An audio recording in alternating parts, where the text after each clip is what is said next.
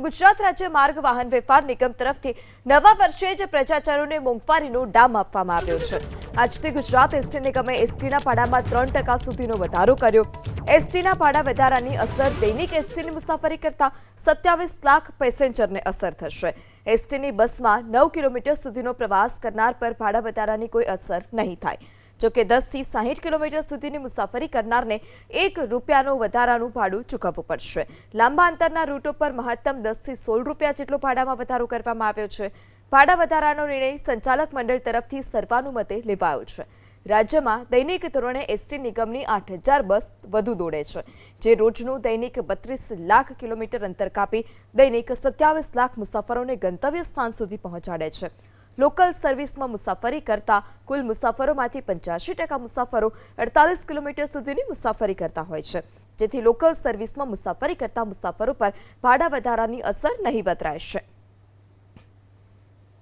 વર્ષમાં મધ્યમ વર્ગના લોકોને વધુ એક મોંઘવારીનો માર સહન કરવો પડશે। એસટીએ ભાડામાં 3%નો વધારો કરવામાં આવ્યો છે, એટલે કે 5 રૂપિયાથી લઈ અને અલગ અલગ શહેરો રાજકોટથી જવા માટે 35 રૂપિયા જેટલો વધારો કરવામાં આવ્યો છે। અહીંયા જે મુસાફરો આપણી સાથે છે, આપણે એમની સાથે વાત કરીશું। શું કહેશો, 3%નો વધારો કરવામાં આવ્યો છે, મોંઘવારી વધુ એક વખત લોકોને સહન કરવી પડશે? મોંઘવારી સહન નહીં કરવી પડે, જેમાં વધારવાના છે એનામાં પૈસા વધારવાના છે।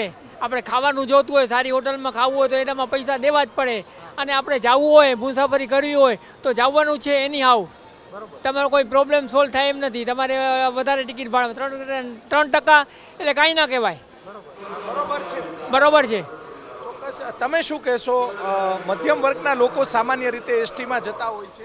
એકચ્યુઅલી વધારો થોડોક વધારે છે, પણ માણસો પાસે બીજો કોઈ રસ્તો હોતો નથી અત્યારે, એટલે ના છૂટકે છે એટલે એસટીમાં જવું પડે, એટલે 3% વધારો સહન કરવાનો જ રહેશે। નાના માણસોને મોંઘવારી સહન કરવી જ પડશે, એના માટે કોઈ રસ્તો જ નથી અત્યારે। પણ ડીઝલના ભાવ તો વધ્યા નથી, તો એસટીએ શેના વધાર્યા હશે? એ તો સરકારને પૂછવાનું રહે કે ભાઈ કઈ ખુશીમાં ભાવ નવો વધારો કર્યો હોય તમે એમ। તમે શું કહેવા માંગશો બેન, તમે પણ મુસાફરી? ના, પણ બસની વ્યવસ્થા બધી સારી છે, એટલે ભલે ભાવ વધારો કર્યો પણ જો વ્યવસ્થા સારી આપતા હોય તો કઈ વાંધો નથી આપણને એમ। 3% બહુ નડે નહીં? ન નડે ને, વ્યવસ્થા સારી હોય એટલે વાંધો ન આવે। ચોક્કસથી મધ્યમ વર્ગના લોકો સામાન્ય રીતે એસટીની અંદર મુસાફરી કરતા હોય છે। બેન, કયા ગામ જાઓ છો તમે? અમદાવાદ। બરોબર, આ વધારો કર્યો છે એસટીએ, તમે શું કહેશો? કરવો જ ન જોઈએ, મધ્યમ વર્ગ માટે ખરાબ ને ખોટી જ વસ્તુ છે આ। સરકારને લાભ આટલો બધો શું કામ જોઈએ? પબ્લિકને તો સામું જોવું જોઈએ ને, બધાની જોડે એટલા પૈસા જ બી નથી હોતા। તમે ગરીબ ઘરમાં જુઓ, અનાજ નથી મળતું 2 ટાઈમનું જમવાનું, તો એને આ બધી કરવાની જરૂર જ નથી હોતી। બધાના ટેક્સના રૂપિયા એટલા લઈ લઈએ છીએ, છતાં તમે અંદર જાઓ તો લેટ્રિનના 10 રૂપિયા, બાથરૂમ જાઓ તો બાથરૂમના 5 રૂપિયા। સરકાર એવી સુવિધા આપતું નહીં તો શું લેવાનું વધારે? બેન, તમે શું કહેવા માંગશો, તમે શું કહેશો? અમદાવાદ જાઓ છો?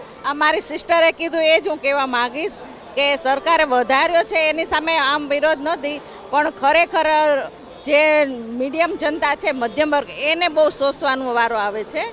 બરાબર, બગા નાનો વર્ગ છે એ તો માગીને ખાઈ શકે, બીજા પાસે માગી શકે, પણ જે મધ્યમ વર્ગ છે એ કોઈ પાસે માગી નથી શકતું કે કંઈ કરી નથી શકતું, એટલે આ બરાબર ના કહેવાય। તમે તો ગૃહિણી છો, મોંઘવારી નડતી હશે?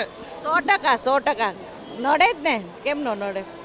ચોક્કસ અહીંયા જે ભાઈ યુવાન આપણી સાથે છે, યુવાનો પણ અપડાઉન કરતા હોય છે। ભાઈ, તમે શું કહેવા માંગશો? જે રીતે એસટીએ 3%નો વધારો કર્યો છે, એક યુવાન તરીકે શું કહેવા માંગશો? વધારો તો ચોક્કસથી, મોંઘવારી વધે એમ વધારો તો કરવો બી પડે છે ને, કેમ કે તમે એક સીધી વાત સમજો કે આ બસની બધાની એવરેજ તમે જુઓ તો 3-4 કિલોમીટર એવી હોય છે, તો એ ખર્ચો બી સરભર કરવાનો હોય છે આ ઓર્ગેનાઇઝેશનને ચાલુ રાખવા માટે। બાકી વ્યવસ્થા પણ બીજા રાજ્ય કરતાં આપણે ત્યાં સારું છે, બહુ જ સારું છે। તો આ બરોબર છે વધારો કે હજી 3% કંઈ મોટી વાત નથી, સામે લોકોની આવક પણ વધે છે। ચોક્કસ લોકોના અલગ અલગ જે મંતવ્યો, રાજકોટ એસટી બસ સ્ટેન્ડ ખાતે સૌરાષ્ટ્રભરમાંથી જે મુસાફરો આવતા હોય છે ને, મુસાફરો અલગ અલગ મુદ્દે અલગ અલગ બાબતે વાત કરી રહ્યા છે। અમુકને મોંઘવારી નડે છે તો અમુકને મોંઘવારી નડતી નથી। લોકો એસટીના ભાડા વધારાને અમુક લોકો આવકારી રહ્યા છે તો અમુક લોકો વિરોધ કરી રહ્યા છે। કેમેરામેન શું વાસિયાની સાથે પરાક્રમસિંહ જાડેજા, એબીપી અસ્મિતા, રાજકોટ।